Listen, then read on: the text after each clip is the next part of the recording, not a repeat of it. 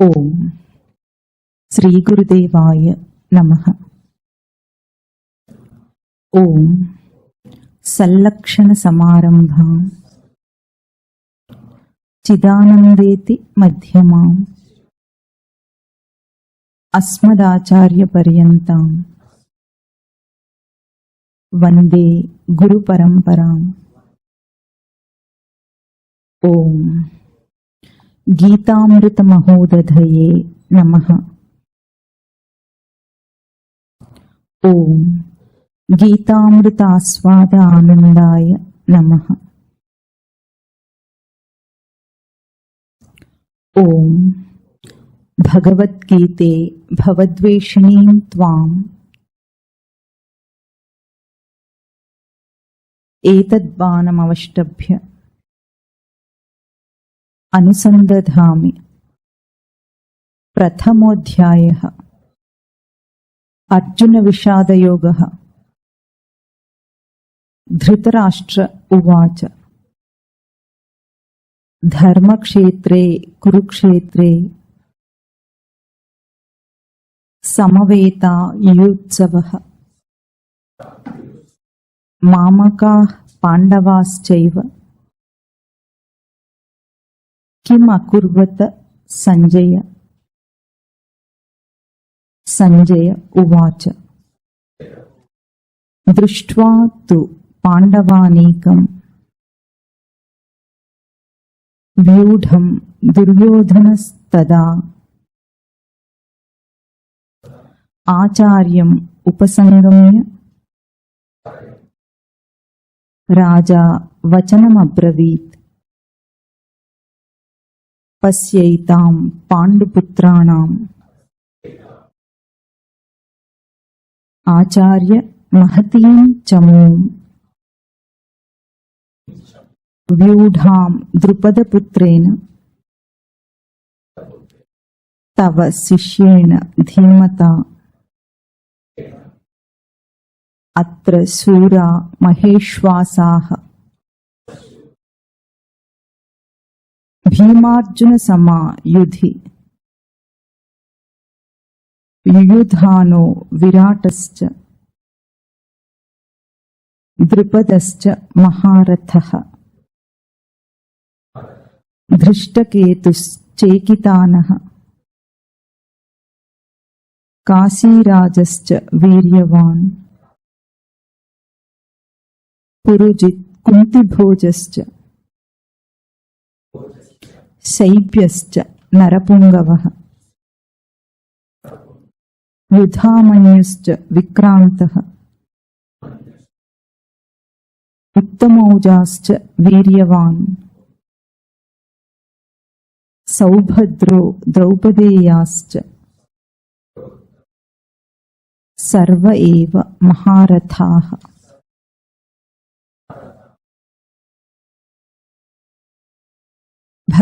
భగవద్గీతకు కథా సందర్భమైన భారత కథను తత్వపరంగా మననం చేస్తున్నాం. తత్వపరంగా అంటే ఎట్లాగంటే భారత కథను ఎక్కడో జరిగిన ఇతిహాసంగా కాకుండా ఇక్కడ మానవ జన్మలో మనకు అంటే ప్రతి మానవుడికి జరుగుతున్న కురు సంగ్రామంగా దాన్ని అన్వయం చేసుకోవాలని కథా సందర్భాన్ని మననం చేస్తూ వస్తున్నాము. ఎటువంటి కురు సంగ్రామం అది అంటే అక్కడ వివేక సంగ్రామము విషయ సంగ్రామము జరుగుతోంది. ఎట్లా ఉంది? వివేకాన్ని నిలుపుకోలేకపోతున్నాము, విషయాన్ని నిలుపుకోలేకపోతున్నాము. విషయంలో వివేకాన్ని నిలపటం కష్టంగా ఉంది, విషయాన్ని విషయపరంగా నిలుపుకోవటం కూడా కష్టంగానే ఉంది జీవుడికి. అటువంటి కురు సంగ్రామపు జీవితము మనుషులందరిది. ఆ సంగ్రామంలో ఎట్లా కొన్ని పాత్రలను చిత్రీకరించి మనందరి జీవితాలను అక్కడ చూపించిందో భారత కథ, దాన్ని మననం చేస్తూ వస్తున్నాం. ఇక్కడ మొదటి శ్లోకం ఏమన్నారు? ధృతరాష్ట్రుడు సంజయుణ్ణి అడుగుతున్నాడు. సంజయ పాత్రను మనం పోయినసారి దాన్ని మననం చేయలేదు, దాటేశాం. ధృతరాష్ట్రుడు సంజయుణ్ణి అడుగుతున్నాడు అన్నప్పుడు ధృతరాష్ట్ర పాత్రను సంజయ పాత్రను చూస్తే ఆశ్చర్యంగా ఉంటుంది. ఆ చిత్రీకరణ చూడండి. ధృతరాష్ట్రుడేమో పుట్టుగుడ్డివాడు. అంటే ఏమని చెప్పుకున్నాము, తన కళ్ళ ముందు ఉన్నదాన్ని కూడా సరిగ్గా చూడలేని వాడెవరో వాడు ధృతరాష్ట్రుడు. అటువంటి బుద్ధి ఏదో అది ధృతరాష్ట్ర బుద్ధి. సంజయుడు ఎటువంటి వాడు, కథ మీకు అందరికీ కాస్త తెలిసే ఉంటే, సంజయుడికి దివ్య దృష్టి ఇవ్వబడింది. ఎవరి చేత? వ్యాస భగవానుడి చేత దివ్య దృష్టి ఇవ్వబడింది. ఎందుకు? ధృతరాష్ట్రుడు గుడ్డివాడు కనుక అక్కడ యుద్ధం కురుక్షేత్రానికి వెళ్ళలేకపోయాడు. అక్కడ ఏం జరుగుతుందో ఎప్పటికప్పుడు తెలియాలని ఆ వ్యాస భగవానుడి చేత దివ్య దృష్టి ఇవ్వబడిన వాడు సంజయుడు. ఎవరో ఒక వ్యక్తికి దివ్య దృష్టి ఇచ్చేస్తే చూశాడన్నట్లుగా ఉండదు, దానికి కూడా ఒక పాత్రత కావాలి కదా దివ్య దృష్టి అంటే. అంటే దివ్య దృష్టి ఏమిటి? ఇక్కడ ఎక్కడో దూరంగా ఉన్నదాన్ని కూడా ఇక్కడే ఉండి దాన్ని స్పష్టంగా చూడగలిగటం దివ్య దృష్టి, సంజయ పాత్ర. అంటే రెండు పాత్రలను చూపించటంలో మనిషి యొక్క విజన్, దృష్టి ఎంత అధమంగా ఉండగలదు, ఎంత ఉత్తమంగా ఉండగలదు. ఎదుట ఉన్నా చూడలేని దృష్టి ఒకటి, ఎక్కడో ఉన్న దాన్ని కూడా చూడగలిగిన జ్ఞాన దృష్టి ఒకటి. ఈ రెండు మనిషి దృష్టికి పాసిబిలిటీస్, అంటే ఎక్స్ట్రీమ్ పాసిబిలిటీస్ అన్నమాట. అధమము, ఉత్తమోత్తమము, దాన్ని చూపించటానికే ఇక్కడ ఏమడిగాడు ధృతరాష్ట్రుడు సంజయుడిని అడిగినట్లుగా ఆ పాత్ర చిత్రీకరణ ఉంది. అది మనం గుర్తించాలి. అంటే మనం కూడా మన జీవితంలో ఎట్లా ఉంటాము, కంటి ఎదురుగా ఉన్నదాన్ని కూడా చూడలేని స్థితి మనిషికి ఎప్పుడు వస్తుంది చెప్పండి?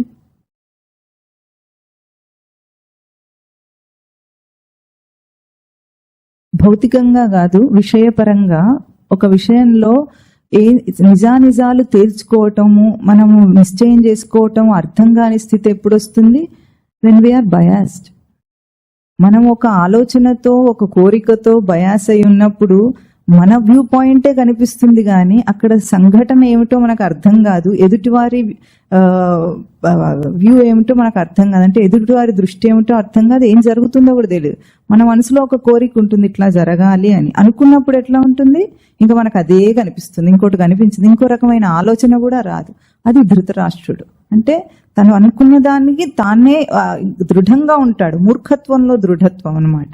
జ్ఞానంలో దృఢత్వం ఉంటే మంచిదే, కానీ ఇది మూర్ఖత్వంలో దృఢత్వం ఉంటే మనకేం జరుగుతుందో కనిపించదు. ఎంతసేపు మన దృష్టిలోనే ఆలోచన జరుగుతుంది, కానీ ఎదుటివాడు ఏం చెప్తున్నాడో అక్కడ ఏం జరుగుతుంది చూడలేం మనం. అట్లా కాకుండా సంజయ పాత్ర ఏమిటంటే సమ్యక్ జయతి, అంటే స్పష్టంగా జయించటం ఎప్పుడు జరుగుతుంది? స్పష్టమైన దృష్టి ఉన్నప్పుడు. స్పష్టమైన దృష్టి ఎప్పుడు వస్తుంది? పక్షపాతం లేనప్పుడు, అన్బయాస్డ్ ఇంట్రోస్పెక్షన్.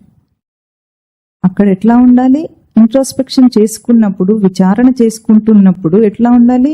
బయాస్డ్నెస్ ఉండకూడదు.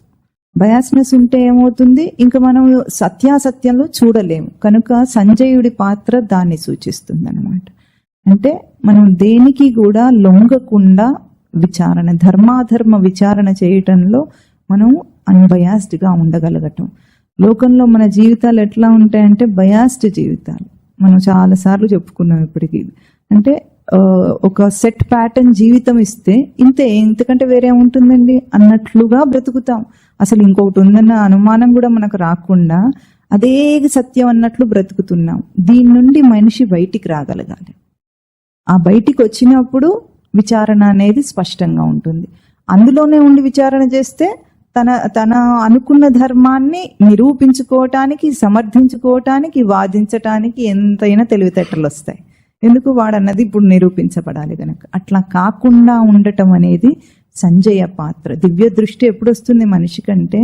అంత ఒక మనిషిలోని దివ్య దృష్టి అంటే ఇప్పుడు ఎట్లా హైయెస్ట్ పాసిబిలిటీ ఎప్పుడు ఓపెన్ అప్ అవుతుంది, ఎప్పుడు తెరుచుకుంటుంది అటువంటిదంటే మనిషి ఈ లౌకిక పారామీటర్స్ అన్నిటిని దాటి ఆలోచించగలిగినప్పుడు అట్లా చేయగలుగుతాడు. లేకపోతే అంతవరకు కూడా ఈ పరిధిలోనే ఆలోచిస్తాడు.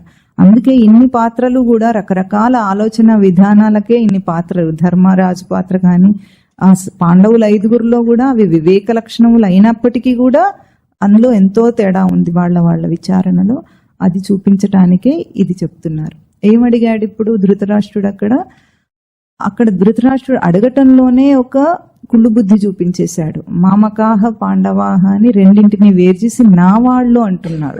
ఒక పక్షాన్ని నా వాళ్ళు అంటున్నాడు, ఇంకో పక్షాన్ని నా వాళ్ళు కాదన్నట్లుగా చెప్పేశాడు. అక్కడ ఆ కుళ్ళు బుద్ధి చూపించాడు కనుక ఆ తర్వాత సంజయుడి సమాధానంలో అది ఉండదు. అక్కడ మనకు స్పష్టంగా అర్థమవుతుంది దృష్టి భేదం అంటే ఎట్లాగుంటుంది అని.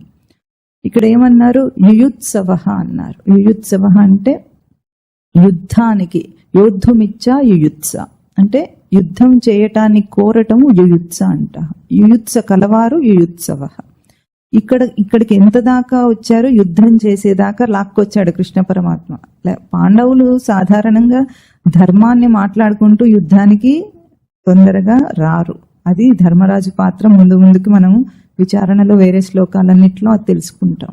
ఎట్లా ఉంది, ఎంతసేపు కూడా నావారు అనే ఒక దృష్టి ధర్మరాజుకు ఉండటం వల్లనే. పోయినసారి మనం కథా సందర్భాన్ని చెప్పుకుంటూ ఎంత దాకా వచ్చాము, దుర్యోధనుని ఆగడాలు మితిమీరిపోవటానికి కారణం ఏమిటని చెప్పుకున్నాం. ధర్మరాజు అలుసివ్వటం. అలుసు ఎప్పుడైతే ఇచ్చాడో, మనలో ఒక దుష్టబుద్ధికి మనం ఎప్పుడైతే అలుసు ఇచ్చామో, లౌకిక ధర్మాలు చెప్పుకొని లేదా పక్షపాత బుద్ధితో ఎప్పుడైతే ఇచ్చామో, అది మనను ఆ మానవ జన్మ తేజస్సును కూడా మింగేస్తుంది. దానికి నిరూపణగా ఏమైంది, ఎట్లా చెప్పుకున్నాము, కుమార విద్యా ప్రదర్శనలో తనకు అధికారం లేకపోయినా కూడా దుర్యోధనుడు అంగరాజ్యము కర్ణుడికి ఇచ్చేస్తూ ఉంటే ఎవరూ ఏమీ మాట్లాడలేదు. వాడి ఆగడాలు రెచ్చిపోయి మితిమీరిపోయినాయి. ఆ తర్వాత కూడా ఏమైంది, ఇంకా వీడి పోరు భరించలేక, దుర్యోధనుడి పోరు భరించలేక ధృతరాష్ట్రుడు ఏం చేశాడు, అక్కడ సగం రాజ్యాన్ని పంచి ఇచ్చాడు. ధర్మరాజు కూడా ఒప్పుకున్నాడు. అప్పటికి ధర్మరాజు యువరాజే అయినప్పటికీ కూడా వీడి గోల భరించలేక సగం రాజ్యాన్ని ఇచ్చేశాడు. సగం రాజ్యాన్ని ఇచ్చేస్తే అప్పుడు ఏమైంది, ఆ తర్వాత మిగతా సగం ఎట్లా తీసుకున్నాడు, దుర్యోధనుడు ఏం చేశాడు, జూదం ఆడాడు. జూదం ఆడి మోసం చేసి మిగతా సగాన్ని తీసేసుకున్నాడు. ఇప్పుడు ఈ సంఘటనలో మనం గుర్తించాలి, మనం ఎట్లా మన సగరాజ్యాన్ని మనం ఇచ్చేస్తున్నాం. మన జీవితంలో సగరాజ్యాన్ని దుర్యోధనుడికి ఎట్లా ఇస్తున్నామంటే, మనిషి జీవితంలో ధర్మ అర్థ కామ మోక్షములని చతుర్విధ పురుషార్థాలు చెప్తారు. ఏమిటవి 4? ధర్మము, అర్థము, కామము, మోక్షము. వీటిలో ముందు 3 అంటే ధర్మము, అర్థము, కామము అనే వాటిని త్రివర్గం అంటారు. మోక్షమును అపవర్గం అంటారు. సాధారణ దృష్టిలో, నిజ దృష్టి అది కాదు. మనుషులందరూ ఏం చేసుకున్నారంటే, ఈ ధర్మార్థ కామాలు 3 కూడా లౌకిక జీవితానికి సంబంధించినవి, మోక్షమేమో పారమార్థిక జీవితానికి సంబంధించిందని డివైడ్ చేసేసుకొని, ధర్మార్థ కామములలో లౌకిక దృష్టితో ఎట్లాగైనా బ్రతకచ్చు అని ఒక నిశ్చయం చేసుకొని వీటిని సగరాజ్యం ఇచ్చేయటం అన్నమాట దుర్యోధనుడికి. అంటే లౌకిక దృష్టికి, కామ దృష్టికి ఈ ధర్మార్థ కామములను 3 ఇచ్చేశారు. ఇచ్చేస్తే ఏమైంది, ధర్మం ఎట్లా ఉంటుంది, మనం మాట్లాడే ధర్మం ఎట్లా ఉంటుంది, లౌకిక ధర్మాలన్నీ ఏర్పరచుకున్నాం. మొదటి రోజు మీరు ధర్మం అంటే ఏమిటనగానే టక్కున ఒక సమాధానం చెప్పారు. ఏమిటది, డ్యూటీ. ఆ డ్యూటీస్ ఏవైతే మన జీవితంలో మనం ఊహించుకున్నామో, మనకు చెప్పబడినాయో, నేర్పించబడినాయో అవి ధర్మం అనుకొని, ధర్మ పురుషార్థం అంటే ఇది చేయటం అంటే ఏమిటి, భార్యా పిల్లలను పోషించటం, తల్లిదండ్రిని పోషించడం, డబ్బు సంపాదించటం, కోరికలను తీర్చుకోవటం. ధర్మము, అర్థము, కామము ఈ 2 లౌకిక దృష్టికి సరిపోయినాయి. అప్పుడు మనం అందరం దీన్ని సమర్థించుకొని ఇట్లా కాక వేరేది ఉండదు. ధార్మిక జీవితం అంటే ఏమిటండి, ఇంకా కూడా కాస్త కావాలంటే, పుణ్యం రావాలంటే ఏం చేయాలి, కాస్త పూజలు, పునస్కారాలు, దానాలు, ధర్మం అని చెప్పుకుంటాం. ఇంతకు సాటిస్ఫై అయిపోతాం. మనం సాటిస్ఫై అయిపోతే ఏమైంది, ఈ 3 అర్థం అంటే కూడా అక్కడ డబ్బు సంపాదన అని చెప్పుకున్నాం.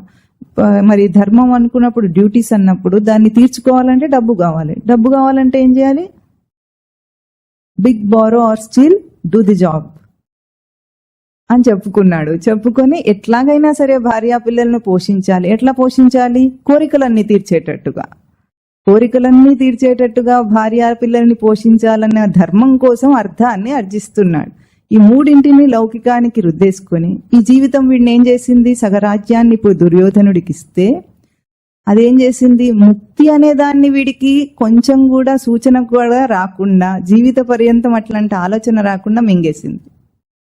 ఎవరికైనా ఆలోచన వస్తుందా, ఈ 3 అంటే లోకంలో చెడ్డవాళ్లే కాకపోవచ్చు, ధార్మికంగానే ఉంటున్నారు అనుకుంటున్నప్పుడు కూడా అధ్యాత్మ విద్య సాధన చెయ్యాలి, ముక్తిని కోరాలి, మానవ జన్మ తెరవబడిన ముక్తి ద్వారం అనే విషయమే మరిచిపోయి ఈ 3ంటిని సాటిస్ఫైడ్ గా నేను దీన్ని తీర్చుకుంటే నా జీవితం చరితార్థం, అంటే అక్కడికి పూర్ణమవుతుంది అన్నట్లుగా ఎంతమంది బ్రతుకుతున్నారు? మంచివాళ్ళు కూడా అట్లాగే బ్రతుకుతున్నారు. అంటే ధర్మరాజు పొజిషన్ లో ఏం చేస్తున్నారు? దుర్యోధనుడికి సగం ఇస్తే మొత్తం లాగేసుకుంటాడు. వాడు ఎట్లా లాగుకున్నాడు? జూదం ఆడేటప్పుడు, ద్యూత క్రీడ జరుగుతున్నప్పుడు మోసం చేస్తున్నాడు. ధర్మరాజు ఎందుకు ఆడాడు అంటే పిలవగానే ఆడదాం రమ్మని పిలవగానే ఎందుకు వచ్చాడు? ధర్మరాజు బలహీనత జూదం ఆడటం. ఆ బలహీనతకు లొంగి దాన్ని రాజధర్మం అని పేరు చెప్పుకున్నాడు. అంటే రాజులను ఇప్పుడు ఆడటానికి పిలిస్తే వెళ్ళలేదనుకోండి, చిన్నతనం, వెళ్ళాలి. ఎందుకు పిలిచాడు దుర్యోధనుడు అక్కడ అంటే రాజసూయ యాగం చేసి సిరి సంపదలతో వెలిగిపోతున్నాడు ధర్మరాజు. అది చూసొచ్చాడు. చూసొచ్చిన తర్వాత వీడికి ఆగలేదు. ఈర్ష్య, అసూయ, ద్వేషం అది తట్టుకోలేకపోతుంటే శకుని ఏం చేశాడు? ఒక మాయాజూదాన్ని ఏర్పాటు చేస్తాను, పిలుస్తానని చేశాడు. అసలు ప్రాయోపవేశమే చేద్దాం అనుకున్నాడు, చచ్చిపోదాం అనుకున్నాడు దుర్యోధనుడు అక్కడ జరిగిన ద్రౌపది చేసిన పరాభవానికి. అది చూడలేక ఇప్పుడు ఏం చేశాడు? పిలిచాడు. పిలిస్తే ఏం చేశాడు? రాజధర్మం అనుకొని ధర్మరాజు వచ్చేసాడు. వచ్చి ఏం చేశాడు? ఆడుతున్నాడు. ఆడుతూ ఉంటే ఒక స్థాయి దాకా ఆడి ఎట్లా ఉంటుంది? డబ్బు సంపదను పణంగా పెడతారు ఎవరైనా. అంత దాటిపోయి మనుషులను పణంగా పెడుతున్నాడు. తమ్ములను పణంగా పెట్టాడు, తననే పణంగా పెట్టుకున్నాడు, భార్యను కూడా పణంగా పెట్టాడు. అంటే ఒక వ్యసనాన్ని ధర్మంగా అనుకుంటే ఎట్లా అవుతుందో ధర్మరాజు కథ చెప్తోంది. మనుషులను ఎవరైనా పణంగా పెడతారా? ఈరోజు ఈ కాలంలో లేటెస్ట్ గా బెట్టింగ్స్ వచ్చినాయి. ఎట్లా తయారైంది? ఆన్లైన్ బెట్టింగ్ కి ఏమేం చేస్తున్నాడో వాడికి తెలియదు. కొన్ని కేసెస్ వస్తున్నాయి, హత్యలు కూడా చేస్తారు దానికోసం. అంటే ఏం చేస్తాడు? అది వ్యసనం అయిపోతుంది.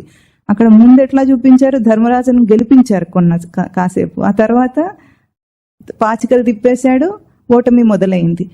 ఓడిపోతున్నప్పుడు కూడా ఇంకా అన్యాయం జరుగుతుంది అని తెలుస్తున్నప్పుడు కూడా ఆపలేకపోయారు ఎవ్వరు కూడా. దాన్ని ఆపకుండా ఆడుతూనే ఉన్నారు. అట్లాగే మనం కూడా ఎట్లా ఉంటుంది?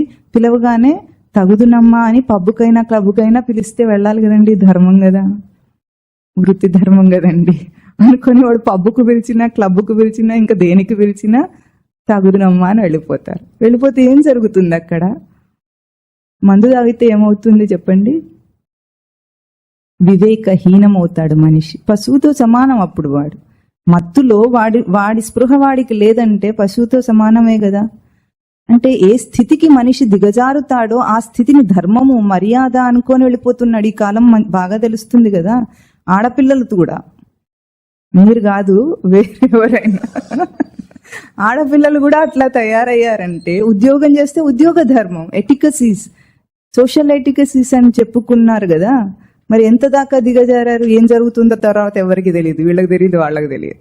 తర్వాత ఏడిస్తే కూడా ఏముండదు, ఏడుపులు కూడా లేవనుకుంటా, కామన్ అయిపోయింది అంతా కూడా. అట్లా అనుకుంటే ఏమవుతుందో ధర్మరాజు కథ మనకు చెప్పింది. అంత పరాభవం జరిగిన తర్వాత ఏం చేశాడు? ఇంత వివేక లక్షణాలు, ఇంత పరాక్రమవంతులైన 5 పాండవులను కూడా నిస్సహాయ స్థితిలో నగ్నంగా నిలబెట్టాడు అంత కురుసభలో.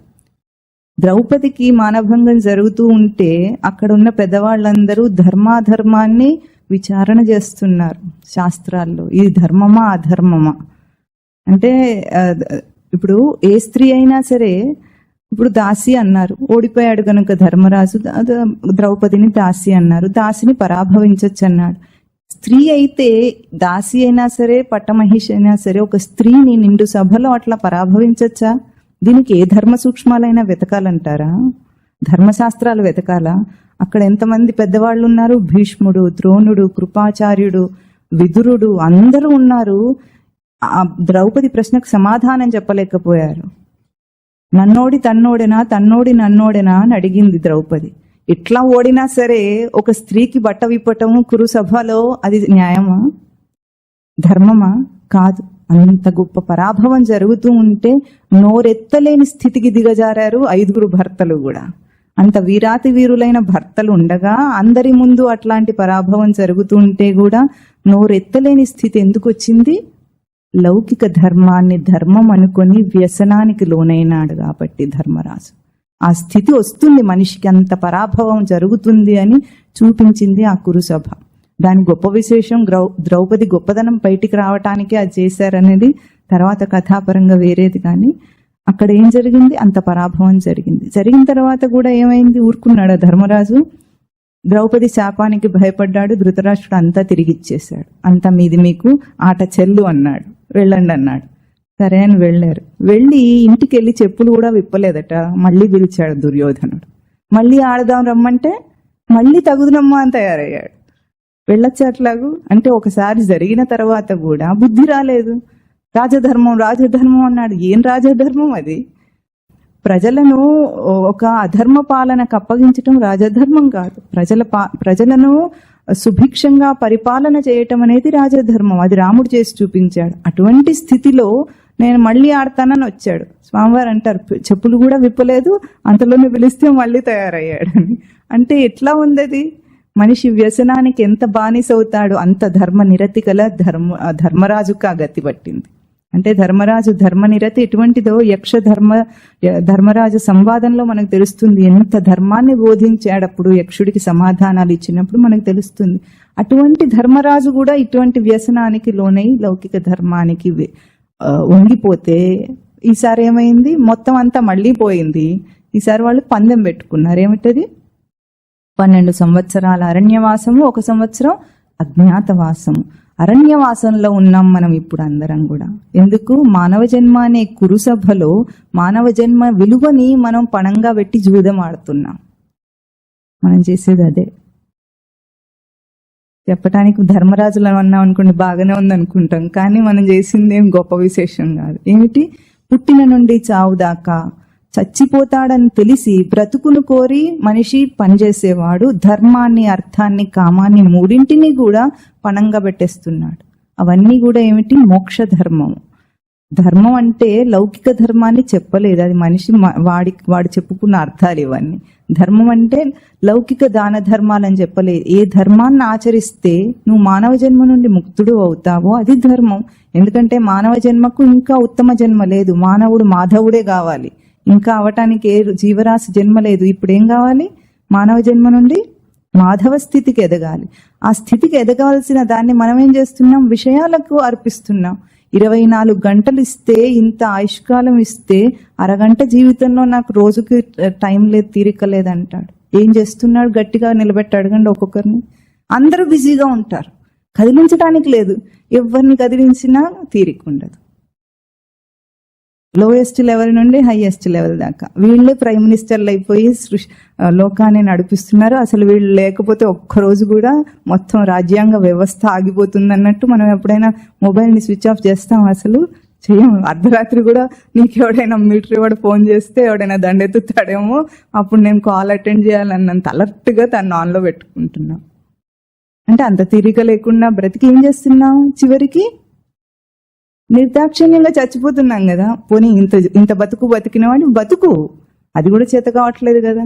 అంటే మన లౌకిక జీవితం ఎంత పతన స్థితిలో ఉందో గుర్తించాలి. ఆధ్యాత్మిక ధర్మం కానిది ఏది ధర్మం కాదు. ధర్మం అంటేనే మోక్ష ధర్మం. అర్థం అంటే ప్రయోజనం అని అర్థం, డబ్బని అర్థం కాదు. డబ్బని మనిషి నిర్వచనం చేసుకున్నాడు. అర్థం అంటే డబ్బని ఎక్కడా అర్థం లేదు. అర్థాన్ని ఆర్జించడం అంటే ప్రయోజనమును. ఈ జీవిత ప్రయోజనం ఏమిటి? మానవ జన్మ ప్రయోజనం ఏమిటి? ఈరోజు నిలబడి విచారణ చేస్తే అర్థమవుతుంది. ఆ విచారణ చేసే టైం లేక కదా ఇదంతా సమస్య వచ్చింది. ప్రయోజనం ఏమిటి? మోక్షమే ప్రయోజనం. కామం ఏమిటి? మోక్షమే కామం. మోక్షాన్ని కోరటమే కామం. ఆ కోరిక ఉండాలి మనిషికి. ఇది ధర్మార్థ కామములు 3 కూడా మోక్ష ధర్మం కోసమే ఉంటుంది. అందుకే పెళ్ళయ్యేటప్పుడు ఏం చెప్తారు? ధర్మార్థ కామములను నా అతిచరామి. ఈ 3 నేను నిన్ను అతిక్రమించి ప్రవర్తించనంటాడు. మోక్షాన్ని అందులో కలపలేదు. ఎందుకు కలపలేదు? మోక్షం కోసం దేన్నైనా వదిలేయచ్చన్న ఒక వెసులుబాటు ఉంది కనుకనే. అంటే సర్వధర్మాన్ని పరిత్యజ్య అన్నప్పుడు ఏమిటి? మోక్షం కోసం ఏ లౌకిక ధర్మాన్ని మనం చూడవలసిన అవసరం లేదు. మోక్షమే అత్యున్నత ధర్మం కాబట్టి అక్కడ ఈ 3 ఇక్కడ పెట్టారు. మనిషి దాన్ని కలిపేసుకొని ఇట్లా అవస్థల పాలవుతాడు అని చెప్పటానికి ఈ ధర్మరాజు ఉదంతం కథలో మనకు బాగా బుద్ధి చెప్తుంది. అయితే ఇక్కడ ఈ రెండవ శ్లోకానికి వచ్చేటప్పటికి సంజయ ఉవాచ వస్తోంది. ఏమడుగుతున్నాడు సంజయుడు అక్కడ అంటే, ఏం జరిగింది ఆ తర్వాత? ఇక్కడ ధృతరాష్ట్రుడు అడిగిన ప్రశ్న ఏమిటి? కిం అకుర్వత అంటే ఏం చేశారు అని అర్థం. ఏం చేశారు అని ఎందుకు అడిగాడు? ఏం చేస్తున్నారు అని అడుగుండాల్సింది. అవును కదా, ప్రెజెంట్ టెన్స్ అయితే ఏం చేస్తున్నారు అని అడగాలి, కానీ ఏం చేశారు అని అడిగాడు. దానికి రెండు కారణాలు మనకు కనిపిస్తాయి. తత్వపరంగా అయితే ఎట్లాగంటే ఇది కేవలం ఒక కథ కాదు, ఇది కేవలం ఒక కథ కాదు, భారత కథ కాదు, మన జీవిత కథ అని చెప్పుకోవడానికి ఇది ఒక నిరూపణ. ఏమిటి? జీవుడు ఈ మానవ జన్మలోకి వచ్చి ఏం చేశాడు అని అడుగుతున్నాడు. అది ఒక కుతూహలత. ఇది తత్వపరమైన వివరణ అయితే, కథాపరంగా ఎట్లాగంటే యుద్ధం మొదలైన 10వ రోజున సంజయుడు ధృతరాష్ట్రుడి దగ్గరికి వెళ్తాడట. భీష్మ పితామహుడు ఎప్పుడైతే అర్జునుడి బాణాలకి కూలిపోయాడో ఆ తర్వాత సంజయుడు ధృతరాష్ట్రుడి దగ్గరికి వెళ్తే అసలు ఏం జరిగింది, వీళ్ళు అక్కడ ధర్మక్షేత్రమైన కురుక్షేత్రంలో ఏం చేశారు అని అడిగాడు కనుక అది పాస్ట్ టెన్స్ లో వచ్చింది. ఆ ప్రశ్న అట్లా అడగటం కిం అకుర్వత ఏం చేశారు అని.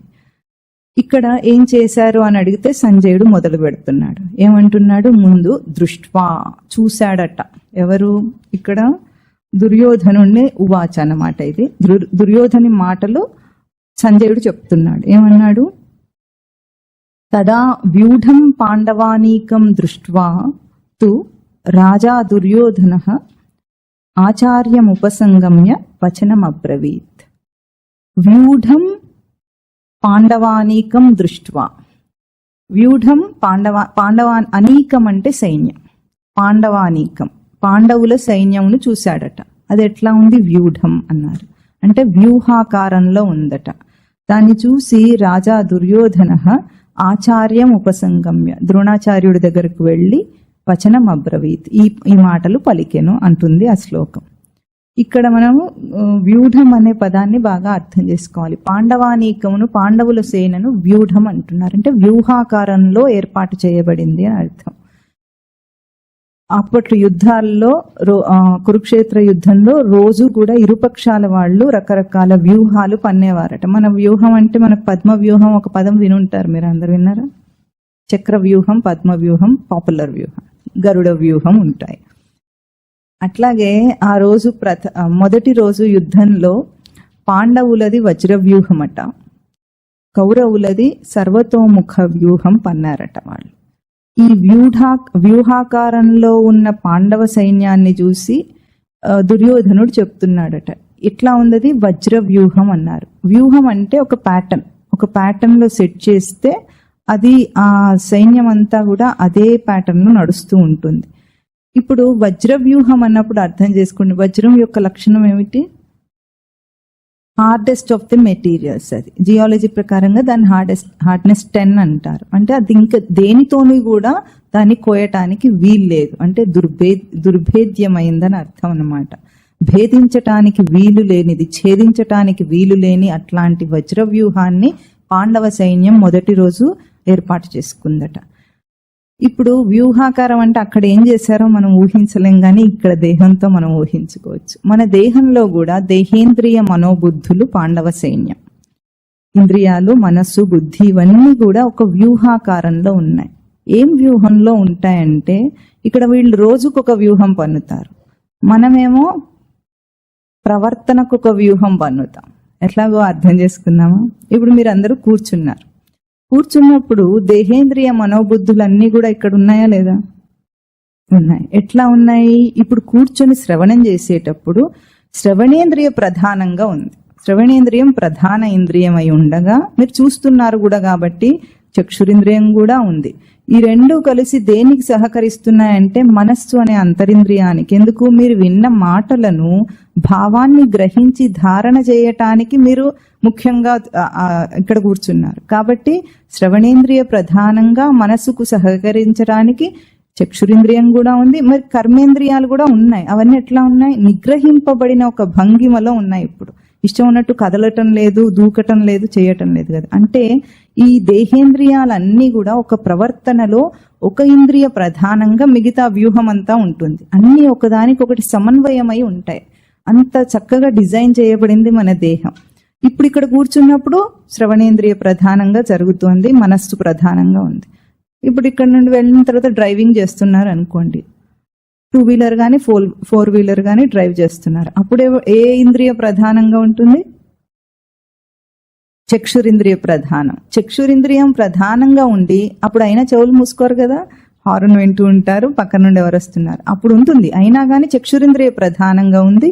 కర్మేంద్రియాలైన కాళ్ళు చేతులు కూడా ప్రధానంగా ఉన్నాయి. ఎందుకంటే బ్రేకు, యాక్సిలరేటర్, క్లచ్ అన్ని నొక్కుతూ ఉండాలి, స్టీరింగ్ తిప్పుతూ ఉండాలి కనుక.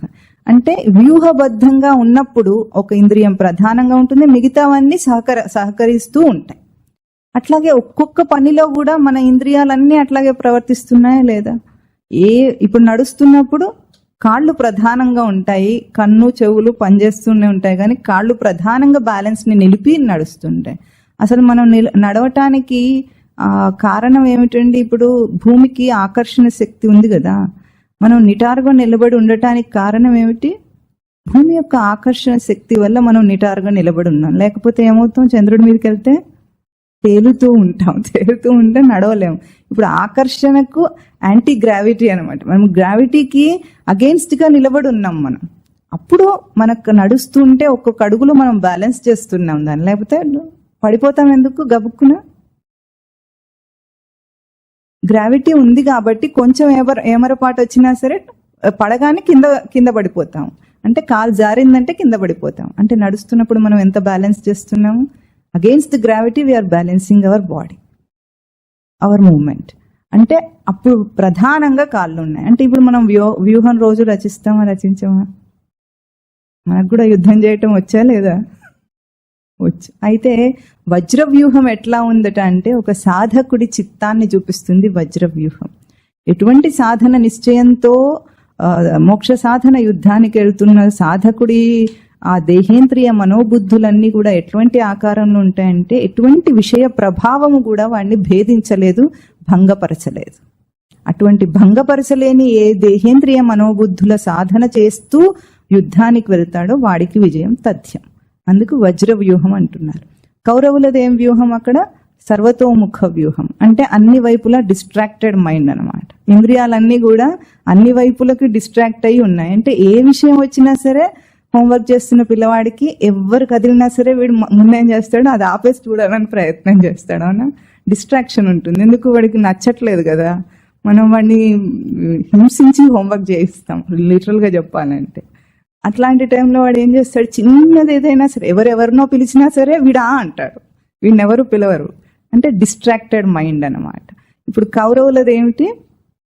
ఒక డిస్ట్రాక్టెడ్ మైండ్, సర్వతోముఖం అంటున్నారు దాన్ని. అన్ని వైపులకి డిస్ట్రాక్ట్ అయి ఉన్న ఒక వ్యూహానికి, అంటే ఒక్కొక్క పేర్లో ఎంత అర్థం చూపిస్తున్నారు చూడండి. ఆ వ్యూహం అట్లా ఉంది. అంటే కౌరవ ప్రధానంగా, కామాదుల ప్రధానంగా ఉన్న దేహేంద్రియాలు డిస్ట్రాక్ట్ అయి ఉంటాయని చెప్పటానికి ఈ రెండు ఒక పిక్చరైజేషన్ ఇక్కడ. అప్పుడు ఈ రెండింటిని చూసి రాజు అయిన దుర్యోధనుడు ద్రోణాచార్యుడి దగ్గరికి వెళ్ళి ఏం చెప్పాడో తర్వాత శ్లోకం చెప్తుంది. ఆ తర్వాత శ్లోకంలో ఏమంటున్నారు?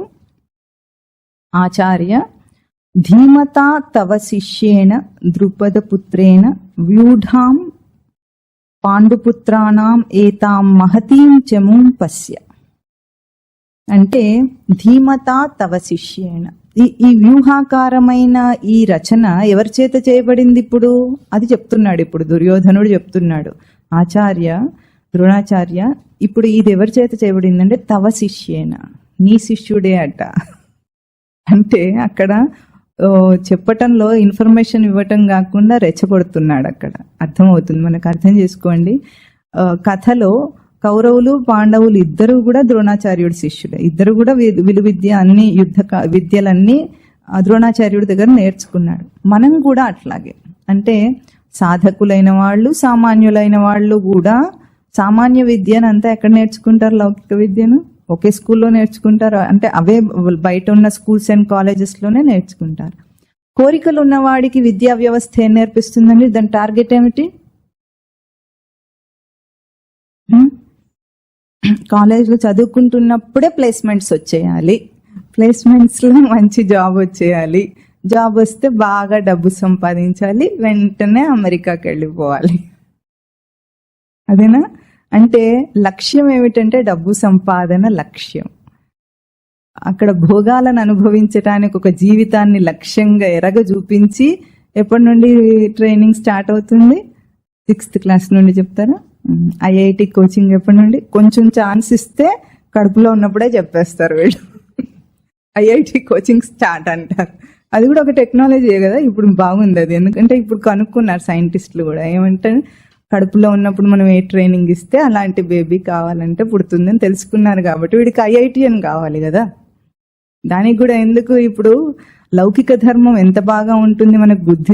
బుద్ధి అంటే చూస్తూ కూడా బుద్ధి ఎట్లా రాదో మనము అర్థం చేసుకుందాము. ఇప్పుడు పిల్లలు ఇది నిజంగా ఒక సంఘటన జరిగింది కూడా, మొన్ననే వీడు విన్నాడు. ఒక అబ్బాయి తండ్రికి లెటర్ రాస్తున్నాడట అమెరికాలో. లెటర్ అంటే మెసేజ్, ఈమెయిల్ అయినా సరే కావచ్చు. ఏమని రాస్తున్నాడంటే, నాన్నగారు మీరు చిన్నతనం నుండి నాకు ఒక లక్ష్యాన్ని చూపించారు. ఏమిటది?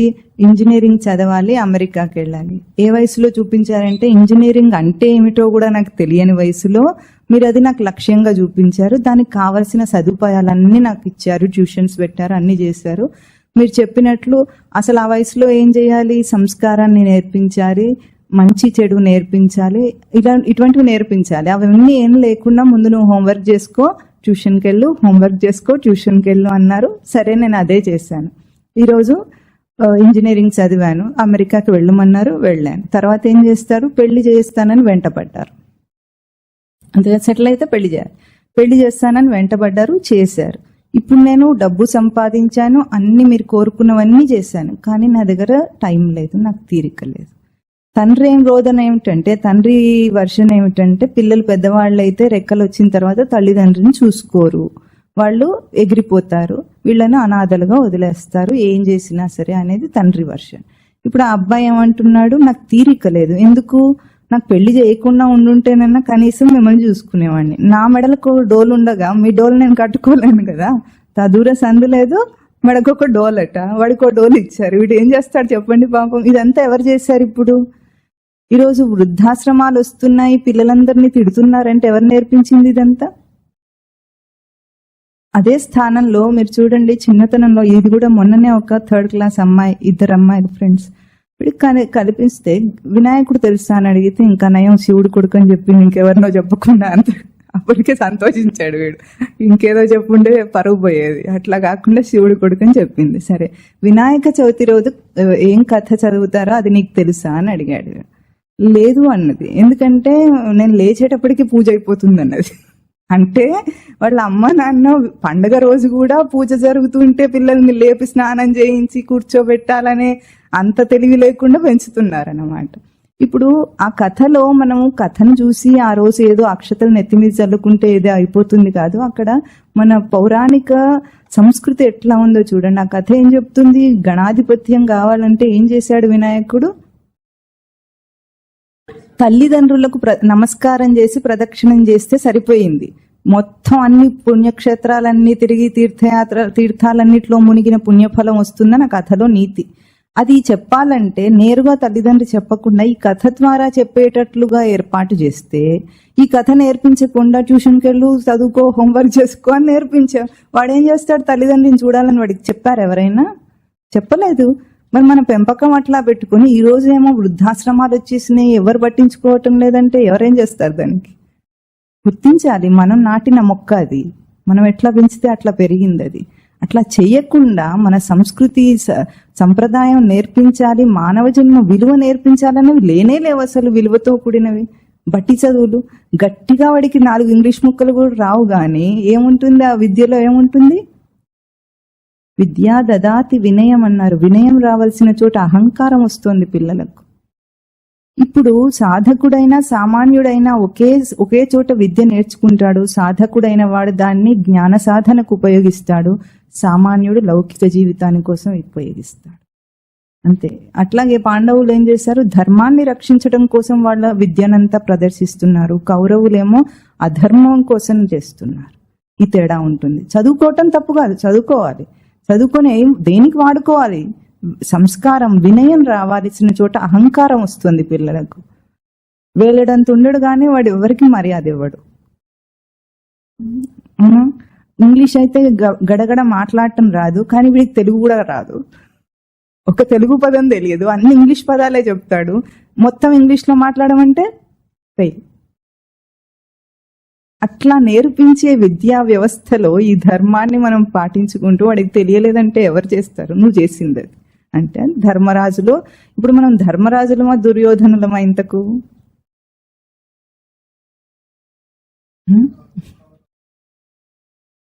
కొన్నిసార్లు ధర్మరాజుగా కూడా ఉంటారు, కొన్నిసార్లు దుర్యోధనుడిగా అయ్యి పాత్రలు రెండు మార్చుకుంటూ మనమే మన జీవితంతో జూదం ఆడుతూ ఉంటాం. అప్పుడేమవుతుంది? కురు సంగ్రామం అవుతుంది. తర్వాత ఇప్పుడు ఏమంటున్నారు? ఇద్దరు కూడా నీ శిష్యుడే అయిన ద్రుపద పుత్రుడు అని చెప్పి, ద్రుపద పుత్రుడు అని చెప్పటంలో కూడా దుర్యోధనుడు రెచ్చగొట్టడం ఏమిటంటే, ద్రుపదుడికి ద్రోణాచార్యుడికి వైరం ఉంది. ఎట్లా అంటే దానికి ఒక కథ ఉంది వెనకాల. ద్రుపద పుత్రుడెవడు? దృష్టద్యుమ్నుడు. అతను ఎట్లా పుట్టాడంటే, ద్రోణాచార్యుడు ద్రుపదుడు బాల్య స్నేహితులు గురుకులంలో ఉండగా, తర్వాత ఈయననేమో రాజు, ఆయనేమో బ్రాహ్మణుడు.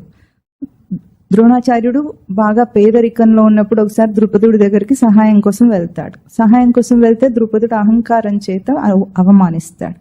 ఈ అవమానాన్ని మనసులో పెట్టుకుని ఏం చేస్తాడు? ద్రోణాచార్యుడు పాండవులకు కౌరవులకు కూడా విద్యాబోధ అయిపోయిన తర్వాత గురుదక్షిణగా ఏమి ఇవ్వాలని అడిగితే ద్రుపదుడిని పట్టు తెచ్చి ఇవ్వాలని అడుగుతాడు. అప్పుడు కూడా మళ్ళీ కౌరవులు వాళ్ళ శృంగభంగం అవుతుంది, ఓడిపోతారు. పాండవులు ద్రుపదుడిని పట్టుకొచ్చి ఇస్తారు. ఇచ్చినప్పుడు క్షమాభిక్షతో వదిలేస్తాడు.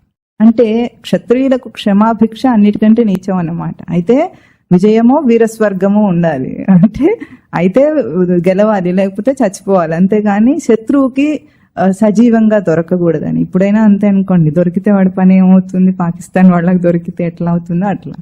అది వాళ్ళకి చాలా చిన్నతనం, అవమానం గనుక ద్రుపదుడికి పగ పెరిగింది ద్రోణాచార్యుడి మీద. ద్రుపదుడు ఏం చేశాడు? ద్రోణాచార్యుని చంపటం కోసమే కొడుకు కావాలని ఒక యాగం చేశాడు.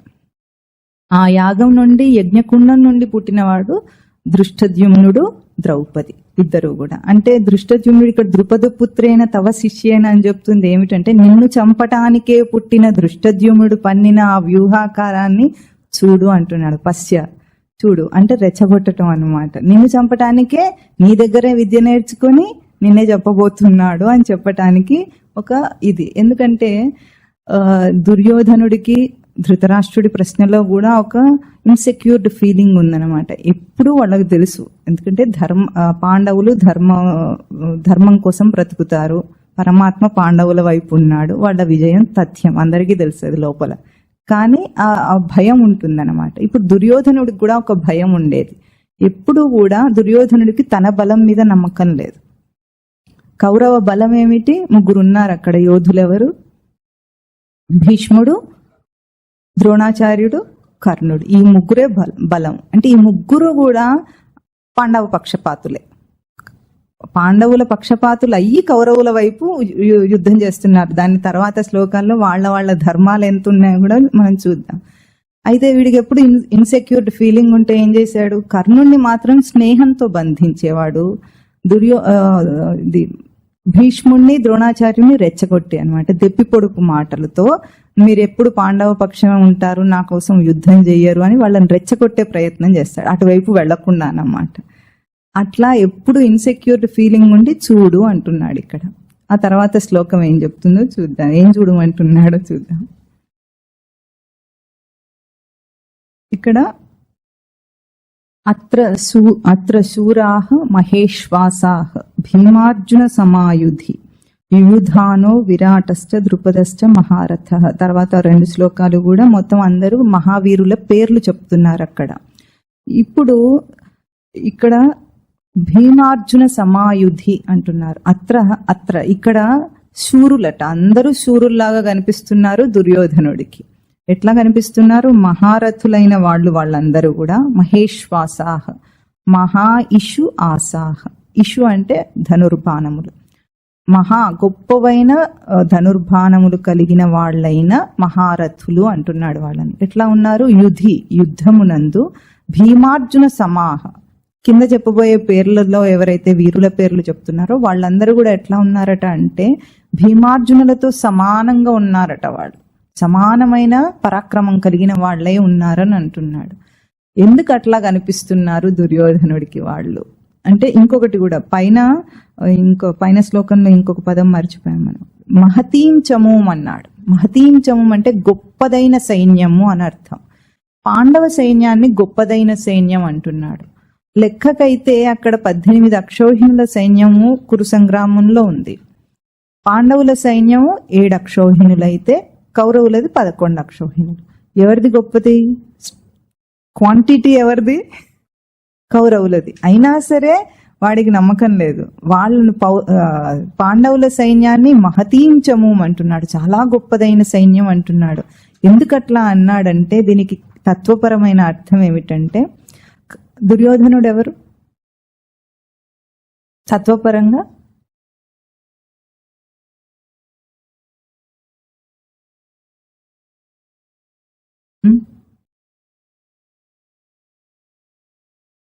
అయ్యో అది కథ. ఎవరు చెప్పారు? అరిషట్ వర్గాలకు ప్రతీక. కామక్రోధ లోభ మోహ మద మత్సరములకు ప్రతీక. అంటే కామాదుల రాజు అని చెప్పుకున్నాం మనం. ఆ కామాదుల రాజు ఇప్పుడు పాండవ సైన్యాన్ని చూసి గొప్పదైన సైన్యం ఎందుకంటున్నాడు తత్వపరంగా అంటే, కామం ఎప్పుడుంది మనకు? అనాదిగా ఉంది. 84 లక్షల జీవరాశుల గర్భాలన్నిటిలో కూడా ఆహార నిద్ర భయమైథునలకు సంబంధించిన కామం మనకు ఉంది. కానీ పాండవ సైన్యం ఎప్పుడుంది? వివేకం ఎప్పుడొచ్చింది? పాండవ సైన్యం ఎవరు? ఇప్పుడు పంచపాండవులు చెప్పాలి మీరు, తర్వాత ముందు కదా. పంచపాండవుల లక్షణాలు ఏం చెప్పుకున్నాం? ధర్మరాజు సాధనలో ధర్మాధర్మ వివేకం. తర్వాత భీముడు సాధనలో దృఢత్వం. తర్వాత సాధనలో కరుకుతనం అర్జునుడు. నకులుడు సాధనలో యుక్తి. సహదేవుడు సాధనలో అనుభవం. మీరు కూడా చెప్పండి. వీడియో చెప్తే వీడికి ప్రాక్టీస్ అయింది, మీకు రావట్లేదు. చెప్పండి. ధర్మరాజు సాధనలో ధర్మాధర్మ వివేకం. సాధనలో దృఢత్వం భీముడు. సాధన కరుకుతనం అర్జునుడు. సాధనలో యుక్తి నకులుడు. సాధనలో అనుభవం సహదేవుడు. ఇప్పుడు ఈ పాండవ సైన్యాన్ని 84 లక్షల జీవరాశుల గర్భాల్లో ఎప్పుడూ కామాదుల రాజు చూడలేదట. అంత తేజస్సు వచ్చింది ఇప్పుడు మానవ జన్మలో. ఎట్లా వచ్చింది? ఈ కామాన్ని అరికట్టగలిగినది, నిగ్రహించగలిగిన తేజస్సు వచ్చింది. అటువంటి తేజస్సును చూసి ఆశ్చర్యపోయి భయపడుతున్నాడట. ఎందుకంటే మానవ జన్మ మాత్రమే ఈ తేజస్సు కలిగింది. ఇప్పుడు ఇక్కడ కూర్చొని ఉన్నాం మనం. ఎట్లా ఉంది? మన దేహేంద్రియాదులన్నిటినీ కూడా ఒక విషయంలో ప్రవర్తించేటప్పుడు మనిషి ఎట్లా చేస్తాడు? నిగ్రహించుకోగలడు. ఒక చిన్నపిల్లాడు ఉన్నాడు అనుకోండి, ప్రవచనానికి తీసుకొచ్చారు, ఏమంటాడు వాడు? అట్లా అటు చూస్తుంటాడు, ఇటు చూస్తుంటాడు, డిస్ట్రాక్ట్ అవుతుంటాడు. కాసేపు అయితే నాన్న ఆకలేస్తుంది, నాన్న ఆకలేస్తుంది అంటాడు.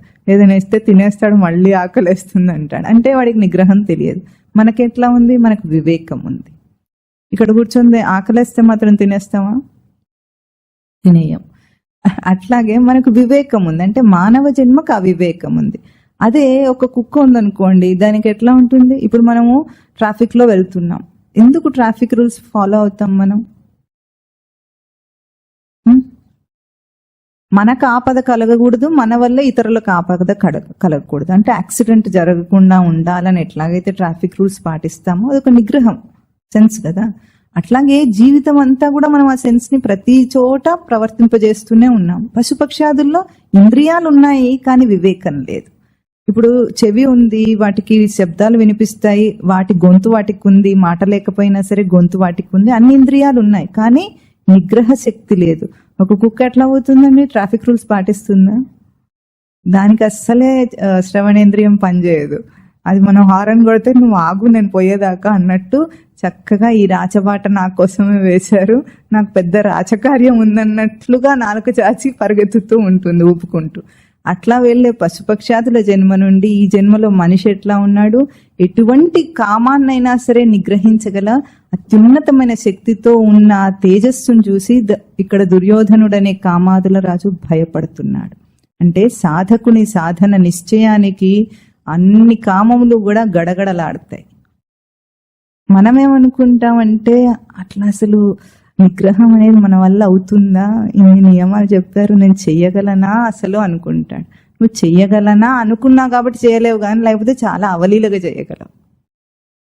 ఎందుకంటే ఒక సహజమైంది, ఇప్పుడు లోకంలో అడిక్షన్స్, కొన్ని తప్పులు అనేవి అలవాట్లు ఉంటాయి. ఇది కొన్ని చెప్పండి తప్పుడు అలవాట్లు మీకు తెలియవా అసలు? మీరు అందరూ అర్జునులు అయిపోయినట్టున్నారు. మంచిదే అది కూడా. ఒక తప్పుడు అలవాటు కూడా తెలియట్లేదా మీకు? స్మోకింగ్, సిగరెట్లు తాగటం, మందు తాగటం, ఇంకా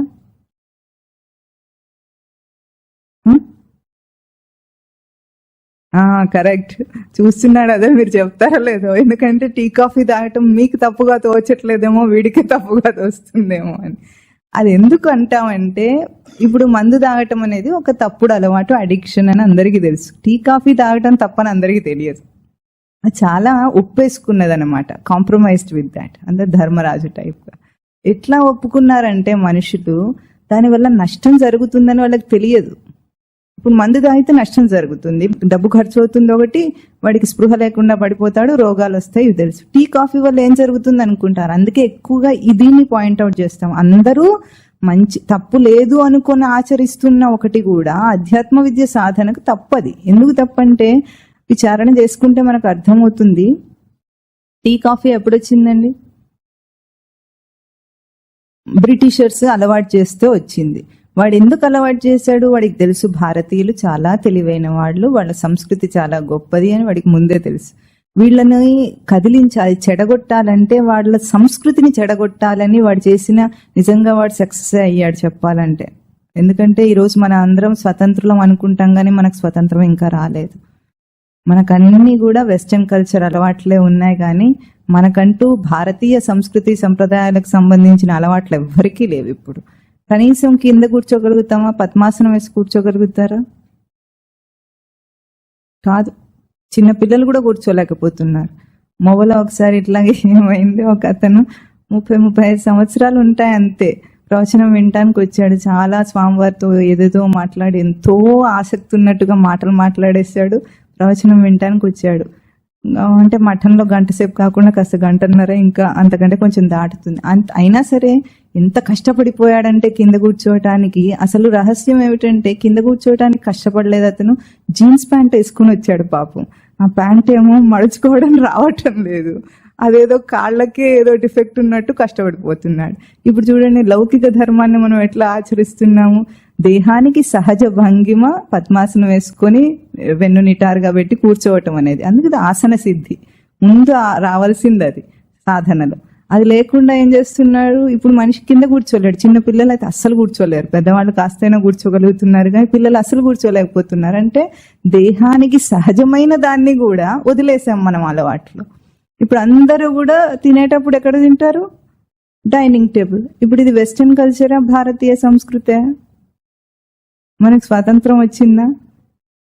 టీ ఫ్రీగా ఇచ్చి వాడు మన తెలివితేటలన్నీ కూడా డల్ అయ్యేటట్టు చేసిపోయాడు, చేశాడా? ఇప్పుడు ఎట్లా ఉంది మనకంటే, పొద్దున్నే స్టవ్ వెలిగించి టీ తాగకపోతే చురుగ్గా ఉండదు, పని సాగదు, తల బద్దలైపోతూ ఉంటుంది, ఏదేదో అయిపోతూ ఉంటాయి. అవన్నీ ఒక 20 సంవత్సరాలు తాగకుండా పెరిగుంటాడు కదా, చిన్నప్పుడు పుడుతూ టీ తాగడు కదా, అప్పుడు బాగానే ఉన్నాడు కదా, తర్వాత అలవాటు చేసుకున్నాడు అంతే కదా. మరి ఇంత చిన్న అలవాటు దగ్గర ఓడిపోతే ఎట్లా? అందుకు టీ కాఫీ చెప్తాం. అదే మిమ్మల్ని టార్గెట్ చేయడం కోసం కాదు. అంటే అది ఒక నర్వస్ స్టిమ్యులేషన్ వస్తుంది, దానివల్ల చురుకుదనం వస్తుంది. ఆ చురుకుదనం రజోగుణంగా బయటకు వస్తుంది. మనిషికి రజోగుణం ఉండకూడదు. ఉత్సాహం ఉండాలి, సాధన ఉత్సాహం ఉండాలి, పనిలో అన్ని పనుల్లో ఉత్సాహం ఉండాలి. కానీ అది రజోగుణపు వేగం ఎప్పుడు వస్తుంది? నర్వస్ స్టిమ్యులేషన్ వచ్చినప్పుడు. అందుకే టీ తాగగానే చురుకుగా పనిచేస్తారు. అప్పుడు ఏమవుతుంది? రజోగుణంలో తొందరపాటులో మనిషి వివేకం తగ్గుతుంది. తొందరపాటు అలవాటు ముందుకు వచ్చేస్తుంది, వివేకం తగ్గిపోతుంది. వివేకం పెరగాలంటే సాత్వికమైన ఆహారం తీసుకుంటే వివేకం పెరుగుతుంది. మన ఋషులు తినే ఆహారాలు అటువంటివన్నీ కూడా సాధనలో సాత్విక ఆహారాలు. ఎందుకంటే బుద్ధి బలం పెరగాలి, కండబలం కాదు. కండబలం పెంచి ఏం చేస్తాను చెప్పండి? బాగా బాడీ బిల్డప్ చేసి కండలు బాగా పెంచుకున్నాడు అనుకోండి, దానివల్ల లాభాలు ఏముంటాయి చెప్పండి?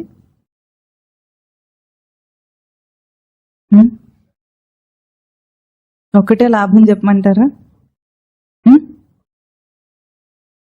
అవన్నీ లాభాలు కాదు. అసలు చివరికి ఏముంటుందో దానివల్ల చెప్పమంటారా? చచ్చిపోయిన తర్వాత పిడికిడ బూడిద ఎక్కువ వస్తుంది. ఎందుకంటే ఏం రాదు, వీడు దానికోసం చాలా కష్టపడాలి. చాలా ప్రోటీన్ ఫుడ్ ఏదేదో తినేసి, నాన్ వెజ్ అంతా తినేసి,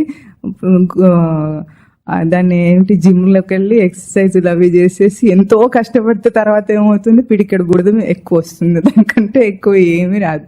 మనిషికి పరాక్రమంతోనే గొప్పవాడు అవ్వాలంటే, పులికి పరాక్రమం మనకంటే ఎక్కువ ఉంటుందా లేదా? అదొక పంజా వేసిందంటే లేడీ చర్మం ఎట్లా, లేడీ దేహము చితికిపోతుంది, దాని పరాక్రమం అంతుంది. దాని బ్రెయిన్ సెల్స్ ఎన్ని ఉంటాయి? 2000 బ్రెయిన్ సెల్స్ ఉంటాయి. మనిషికి ఎన్ని ఉంటాయి? లాక్స్ ఆఫ్ బ్రెయిన్ సెల్స్ ఉన్నాయి మనకు. అంటే మన బుద్ధి బలంతో మనం గొప్పగా అని, పరాక్రమంతో కాదు. కండబలంతో గొప్ప అవ్వాలంటే పులి మనకంటే గొప్పది. అంటే మన ఫిజియాలజీనే మనకు చూపిస్తుంది కదా. ఫిజియాలజీ ఎట్లా ఉంది మనది? బుద్ధి బలం పెంచుకునేలాగా ఉంది. అందులో ఐన్స్టీనే చాలా తక్కువగా వాడాడట. ఐన్స్టీన్ వాడనే లేదనుకున్న నా ఉద్దేశంలో. అంటే అధ్యాత్మ విద్యకు రాలేదు, కొద్దిగా వాడి మోస్ట్ యూజ్డ్ బ్రెయిన్ అన్నారు. ఐన్స్టీన్ బ్రెయిన్ ని పాపం ఆయన చెప్పాడు, నా బ్రెయిన్ ఏం చేయొద్దు, దాన్ని ఎక్స్పెరిమెంట్లు చేయొద్దు అంటే వీళ్ళు దొంగతనం చేసి ముక్కలు చేసి దాన్ని ఏదో చేయనే చేశారు. ఎంత చెప్పినా కూడా వినరు. ఆయనకు అర్థమైంది చివరిలో ఏమిటంటే, నేను ఇంకా ఈ బయట సృష్టి మీదనే ఆలోచిస్తున్నాను కానీ ఇంకా ఒక రహస్యం దాగి ఉంది, దానికి దాకా నేను వెళ్ళలేకపోయానని. ఐ కుడ్ నాట్ రీచ్ అబ్సల్యూట్నెస్ అన్నాడు. అబ్సల్యూట్నెస్ ఎప్పుడు వస్తుంది? కేవలం అధ్యాత్మ విద్యలో తెలుస్తుంది ఆ స్పష్టత, కానీ బయట భౌతికం మీద ఎంత పనిచేసినా రాదు. అట్లాంటివే మన గొప్పతనాలు అయితే గనుక, అదే మహతీం చమూం అయితే గనక, పశుపక్షాదులన్నీ మనకంటే గ్రేట్. ఏ ఇంజనీరింగ్ చదువుకోకుండా పిచ్చుక గూడు కట్టేస్తుంది. మనం ఎంత కష్టపడాలి ఇల్లు కట్టాలంటే? అది ఎక్కడ నేర్చుకొని వస్తుంది? ఎక్కడ నేర్చుకోదు అది. దానికి ఇన్బిల్ట్. అవన్నీ ఏం చేస్తాయంటే, పశుపక్షాదులు ప్రకృతిని అనుసరిస్తాయి కాబట్టి అవి ఆ పనులు చేసుకుంటాయి, న్యాచురల్ గా చేస్తాయి. కానీ మనిషి అట్లా కాదు, బుద్ధి బలం చేత గొప్పవాడవుతాడు. అందుకే ఇప్పుడు పాండవానీకం మహతీం చమూం ఎందుకన్నాడు? వివేకం అనేది అంత గొప్పదన్నమాట. వివేక లక్షణాలు అంత గొప్పవి గనుకనే దాన్ని చూసి కామాదుల రాజు ఇక్కడ భయపడిపోతున్నాడు. ఇది మనకు తెలియక సాధనను మనం భయపడతాం, చెయ్యలేమేమో అనుకొని. ఒక సాధకుడు గనుక సాధన నిశ్చయం చేసుకుంటే సృష్టి అంతా పొంగిపోతుందట. సృష్టి అంతా వాడికి సహకారాన్ని ఇవ్వటానికి తేజస్సును అందిస్తుందట. అందుకే మనకు సృష్టి నుండి మనకు అభౌతికంగా సిగ్నల్స్ అందుతూ ఉంటాయి. ఋషులు చేసేది అదే కదా. తపస్సులో తెలుసుకునేది ఏమిటి? రహస్యాలన్నీ ఎట్లా తెలుసుకున్నారు? దేహపు రహస్యాలు కానీ సృష్టి రహస్యాలు అన్ని కూడా తపస్సులో తెలుసుకున్నారు. వాళ్ళు బుద్ధి బలం చేత తెలుసుకుంటారు. అటువంటిది పాండవానీకం. ఇక్కడ పాండవుల వ్యూహాకారమైన అది చూసి ఇక్కడ దుర్యోధనుడు భయపడుతున్నాడు. వాడికి ఎట్లా కనిపిస్తున్నారు? ఇక్కడ అందరూ కూడా శూరులుగానే కనిపిస్తున్నారు. పాండవ సైన్యం మొత్తం కూడా శూరులు, మహారథులు అన్నాడు. మహారథి అంటే వాళ్ళ యుద్ధపు దాంట్లో అధిరథులు మహారథులు ఉంటారు, అంటే వాళ్ళ స్థాయిలు. మహారథుడు అంటే ఏమిటంటే ఒక రథికుడైన వాడు 10,000 మందిని ఒక్కసారిగా పోరాటం చేసి గెలవగలిగిన సమర్థత ఉన్నవాడిని మహారథుడు అంటారు. అట్లాంటి మహారథుల లిస్ట్ ఇస్తున్నాడు ఇక్కడ. తర్వాత 2 శ్లోకాలు కూడా లిస్ట్ ఎంతమంది మహారథులు ఉన్నారు అని అంటున్నాడు. అంటే ఏమిటంటే ఒక్క వివేక లక్షణం ఏం చేయగలదంటే 10,000 కామములు ఉన్నా సరే ఒక్కసారి కూడా దాన్ని నిగ్రహించగలదు, అవలీలుగా నిగ్రహించగలదు. అటువంటి తేజస్సు మానవ జన్మలో సాధకుని తేజస్సు. కనుక ఇక్కడ ఏం చెప్తున్నాడు? అత్ర శూరాహ మహేశ్వాసాహ భీమార్జున సమాయుధి. భీమార్జునులతో సమానంగా కనిపిస్తున్నారట. పాండవ సైన్యం యొక్క బలం ఎవరు? ముఖ్యమైన బలము భీముడు, అర్జునుడు. వీళ్లే వాళ్ళ దృఢత్వము, సాధన, కరుకుతనమే పరాక్రమం కలిగింది. ఎప్పుడైనా సరే మనకు శత్రువు, ఎవరైతే మనకు శత్రువు ఉంటారో వాళ్ళ ధ్యాస ఎక్కువ ఉంటుంది. ఎట్లాగంటే రామాయణంలో రావణాసురుడు ఎప్పుడూ రాముని తలుచుకుంటూనే ఉండేవాడట. ఎందుకు? రాముడు వస్తాడు, యుద్ధం చేస్తాడని వాడికి ముందే తెలుసు. దాన్ని ఏమంటారంటే రావణ కుంభకర్ణులు ఇద్దరు కూడా జయ విజయులు ముందు కథలో. కాబట్టి విరోధ బుద్ధ్యా హరిం ప్రయామి అంటారు. అంటే విరోధ బుద్ధి చేత హరిని పొందుతాం మేము అని రాక్షస జన్మని ఎన్నుకుంటారు. అంటే ఇప్పుడు ప్రహ్లాదుడు, హిరణ్యకశిపుడు కథ తీసుకున్నప్పుడు కూడా ప్రహ్లాదుడు ఎట్లా ఉండేవాడు? పానీయంబులు త్రావుచున్, కుడుచుచున్, హాసలీలా నిద్రాదులు సేయుచున్, లక్ష్యింపుచున్, సంతత శ్రీనారాయణ పాదపద్మయుగులీ చింతామృతాస్వాద సంధానుండై మరచెన్ సురారి సుతుండే తద్విశ్వము. అంటే ఏ పని చేస్తున్నప్పుడు కూడా పానీయములు త్రాగుతూ, తింటూ, ఆడుకుంటూ, నిద్రపోతూ కూడా హరిని ఎట్లా సంతత శ్రీనారాయణ పాదపద్మయుగులి చింతామృతాస్వాద సంధానుండై మరిచెన్ సురారి సుతుండే ఏతద్విశ్వమున్ మరిచెన్. అట్లా ఉన్నాడు ప్రహ్లాదుడు. ఇది భక్తుడికి సహజమే కదా. భక్తుడు అట్లాగే ఉంటాడు, లేకపోతే మర్చిపోడు కదా నారాయణుణ్ణి. అదే సమయంలో హిరణ్యకశిపుడు కూడా నారాయణుణ్ణి అంతగానే తలిచేవాడట. నారాయణుడు ఉడికిపడేవాడు నిద్రలో కూడా. నారాయణ నారాయణ నారాయణ, ఎక్కడున్నాడు లేడు అనుకుంటూనే ఉన్నాడని తలుచుకుంటున్నాడు. హిరణ్యకశిపుడు ఒక మాట అంటాడు, మద్బ్రాథను చంపిన వాడిని నేను ముల్లోకాల్లో వెతికాను. హిరణ్యాక్షుని చంపాడు కదా, హిరణ్యాక్షుని చంపిన నారాయణుణ్ణి ముల్లోకాల్లో వెతికాను, వాడు ఏతద్విశ్వములోనే లేడు అంటాడు. ఏడ్చినట్టుంది తెలివి. ఆల్రెడీ తన తమ్ముడిని చంపాడు కదా, మరి చంపినప్పుడు ఉన్నట్ట లేనట్ట? ఉన్నాడు. కానీ నేను వైకుంఠంలో కూడా వెతికొచ్చాను, అక్కడ కూడా లేడు హరి అని వాదిస్తాడు ప్రహ్లాదుడితో. ఎందుకు? వైకుంఠానికి వెళ్ళినా సరే చూసే దృష్టి లేకపోతే నారాయణుడు కనిపించడు. చూసే దృష్టి ఉంటే ఇక్కడే ఉన్నాడు నారాయణుడు. కనుక అట్లా ఒక శత్రుభావంతోను కూడా వాళ్ళనే స్మరిస్తాడు. అట్లాగే దుర్యోధనుడు ఏం చేస్తున్నాడు? ఇక్కడ ఎవరిని చూసినా భీమార్జునుల లాగానే కనిపిస్తున్నారట. అంటే ఎప్పుడు కనిపిస్తుంది? ఇంత ఇన్సెక్యూర్డ్ ఫీలింగ్ ఎప్పుడు వస్తుంది? భయం ఉన్నప్పుడు వస్తుంది. భయంలో మనిషికి ఏమవుతుంది? విచక్షణ ఉండదు. ఎందుకు? మత్తులో ఉన్నప్పుడు ఎట్లాగైతే మనం మద్యం తీసుకున్నప్పుడు విచక్షణ లేకుండా, వివేకం లేకుండా అవుతుందో, భయం కూడా అటువంటి స్థితి. ఆ భయం వచ్చినప్పుడు శత్రువును కొడితే ఏమవుతుంది? ఠకిమని పడిపోతాడు. ఎందుకు? దుర్యోధనుడి బలం ఎటువంటిదంటే తాగుబోతు బలం లాంటిది. మామూలుగా తాగుబోతు బాగా గట్టిగా అరుస్తాడు. వీడు ఎప్పుడు చూడలేదు కానీ సినిమాల్లో చూశాడు. ఎట్లా ఉంటాడు? బాగా అరుస్తుంటాడు కదా. అరుస్తూ ఉన్నప్పుడు ఎదుటి వాళ్ళు కొంచెం బెరుకుగా, భయంగా ఉంటారు. కానీ దగ్గరికి వెళ్ళి ఒక్కటేస్తే చిన్న పిల్లాడు కొట్టినా కూడా టపిమని కింద పడతాడు వాడు. వాడి బలం అంతా ఎటువంటిది? చూపుకే గాని నిజంగా లేదు. ఎట్లాగో కామాదులు అంటే మనకు ఏవైతే అడిక్షన్స్ ఉన్నాయో, అలవాట్లు ఉన్నాయో, దుష్టపు ఆలోచనలు ఉన్నాయో, వాటి బలం అంతే. మనమే గనక దృఢ సంకల్పంతో ఒక్క తన్ను దన్నినా కూడా పోతాయి. అంటే నిగ్రహం చాలా సులభం. అందుకే భగవద్గీత సుసుఖం కర్తుం అవ్యయం అన్నది. సుసుఖం కర్తుం. లోకంలో కష్టపడాలంటే చాలా కష్టపడాలి, లోకంలో జయించాలంటే చాలా కష్టపడాలి. మరి ఇంత చదువులు చదవటం అంత సులభంగా కనిపిస్తుందా మీకు? చెప్పండి. ఉద్యోగాల కాంపిటీషన్ ఇవన్నీ చాలా సులభమా? ఎంత కష్టము, ఎంత శ్రమ, దానికి ఎంత చిత్తం పెట్టాలి. అధ్యాత్మ విద్యకు అంత కష్టపడాలనుకుంటున్నారా మీరు? అందులో 1% పెట్టినా సరే ముక్తికి ఇట్లా వేగంగా వెళ్ళిపోతాడు. కానీ మనం ఏమనుకుంటాము? ఇవన్నీ నియమాలు వినేటప్పటికే భయం వేస్తుంది. అర్జునుడు భయపడతాడు తర్వాత, నేను యుద్ధం చేయను మాధవ, నాకు అసలు మోక్షం వద్దు, నాకేమొద్దు, నీ యుద్ధం వద్దు, నాకేమీ వద్దు, వాళ్ళని చంపను, వాళ్ళ చేతిలో చచ్చినా సరే అంటాడు. అంత మహాయోధుడే ఆ మాట అనబోతున్నాడు. కానీ అంతకు ముందు దుర్యోధనుడు భయపడుతున్నాడు. ఆ భయపడి తర్వాత ఏం చేస్తాడంటే, తర్వాత ఇప్పుడు 3 శ్లోకాల్లో కూడా ఆ మహావీరుల పేర్లు చెప్తాడు. తర్వాత బ్యాలెన్స్ చేయడానికి బలాబలాలను చూపిస్తాడనమాట. ఇప్పుడు నా సైన్యంలో ఎవరెవరున్నారో చెప్తానంటాడు. అవన్నీ మనం వచ్చే వారము కౌరవ సైన్యంలో బలం చూస్తే మనం ఏ స్థితిలో ఉన్నామో, మన క్యారెక్టర్ ఏమిటో అర్థమవుతుంది. ఎందుకంటే అక్కడ ఉన్న వాళ్ళు మీరు చెప్పారు కదా ఇందాక, భీష్మ, ద్రోణ, కర్ణులు. ముఖ్యమైన శత్రువులు ఎవరు మనకు? పాండవుల ముఖ్యమైన శత్రువులు ఎవరు ఇప్పుడు? భీష్మ, ద్రోణ, కర్ణులు. వాళ్ళు మామూలుగా చెప్తే వాళ్ళు ఎంత గొప్పవాళ్ళు. భీష్ముడు అంత ధర్మాత్ముడు ఉన్నాడా? లేడు. ద్రోణాచార్యుడు అంత పరాక్రమవంతుడు ఉన్నాడా? లేడు. కర్ణుడు ఎటువంటి వాడు? దానంలోనే దానవీర శూర కర్ణుడని ప్రఖ్యాతిగాంచాడు. అంతంత గొప్పవాళ్లే ఇప్పుడు పాండవ సైన్యానికి విరుద్ధంగా ఎదిరించి యుద్ధం చేస్తున్నారంటే మనం ఏ స్థితిలో ఉన్నామో మనకు అర్థమవుతుంది. వాళ్ళ ఇప్పుడు శకుని, దుశ్శాసనుడు, సైంధవుడు, అశ్వత్థామ వీళ్ళందరూ కౌరవ సైన్యంలోని ప్రముఖ యోధులు కనుక వాళ్ళ క్యారెక్టర్స్ ఏమిటో అర్థం చేసుకుంటే వచ్చే వారం మనం దాంట్లోకి వెళ్దాం. అప్పుడు మనకు అర్థమవుతుంది మనం ఏ స్థితిలో ఉన్నాము. ఎందుకంటే మిమ్మల్ని మొదటి రోజు అడిగినప్పుడు మీరు పాండవ పక్షం ఉంటారా కౌరవ పక్షం ఉంటారా అంటే అందరు ఏం చెప్పారు?